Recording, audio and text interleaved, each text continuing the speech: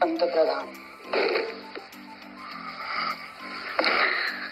नरेंद्र मोदी साहब, उपस्थित मंत्रिमंडल, शिंदे साहब, फडणवीस साहब, अजय दादा और सर, मैं आपको बहुत आदर पूर्वक प्रणाम करती हूँ। मेरा प्रणाम स्वीकार करें। हा आपला सर्व मराठी भाषिकांसाठी एक अत्यंत अभिमानाचा क्षण आहे।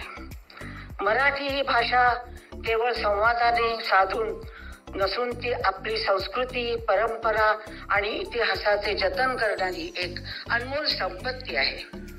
अनेक शतकांचा समृद्ध वारसा असलेल्या या भाषेला अभिजात दर्जा मिळणे म्हणजे तिच्या महानतेची आणि महत्त्वाची अधिकृत मान्यता आहे। या भाषेला घडविण्यात ज्यांनी योगदान दिलं त्या सर्व महान साहित्यिक, कवी, लेखक, विद्वान, त्यांना आज आपण सन्मान देतो आहोत। त्यांच्या अथक परिश्रमामुळे आज मराठी भाषेने अभिजातेचा हा गौरव मिळवला आहे। आता आपल्यावर जबाबदारी आहे की या भाषेचा सन्मान राखत तिचा प्रसार आणि विकास करण्याचे कार्य आपण सातत्याने करावे। भाषेची समृद्धता आणि सुंदरता पुढील पिढ्यापर्यंत पोहोचवण्याचे कार्य आपले कर्तव्य आहे। आपल्या सर्वांना ऐतिहासिक क्षणाबद्दल पुन्हा एकदा धन्यवाद करते।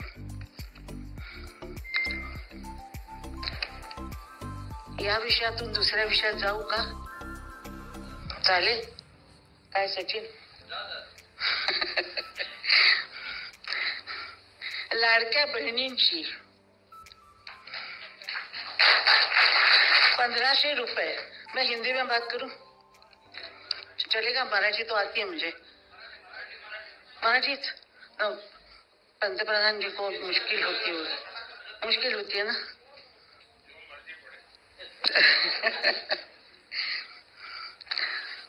लाडक्या बहिणींना जे 1500 रुपये तुम्ही दिलेले आहेत त्यांची व्यथा आणि त्यांची खुशी ही माझ्याशिवाय आणि कोणाला कळणार नाही।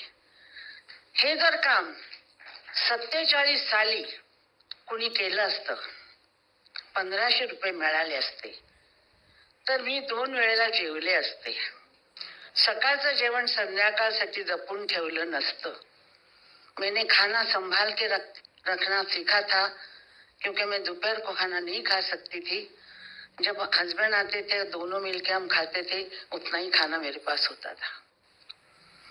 इसीलिए मुझे लगता है कि ये 1500 रुपए 15 आजकल के जमाने में सीआर जैसे लाखों रुपए जैसे बातें होती हैं, 1500 रुपए जिन लड़कियों के पास, औरतों के पास पैसा नहीं है, कुछ नहीं, उनके लिए बहुत बहुत अच्छा काम आप लोगों ने किया है। मैं आप लोगों को उसका धन्यवाद देती हूँ क्योंकि मैं इस हालत से गुजरी हूँ। मैं संगीत में हूँ लेकिन मैं गृहिणी हूँ। मैं घर संभालती हूँ, खाना बनाती हूँ, आप चाहे तो कपड़े धुला जी, बर्तन बनवाली, सब मैं काम करती हूँ। औरतों का जो होता है, 3 बच्चों को बड़ा करना, सारा परिवार संभालना, भोसले परिवार सब संभाला मैंने। इस संसार में काम करते करते, घर देखते देखते, बच्चे देखते देखते मैं कभी 92 ईयर्स की हो गई, मुझे पता ही नहीं लगा। 92 साल की आज मैं हूँ।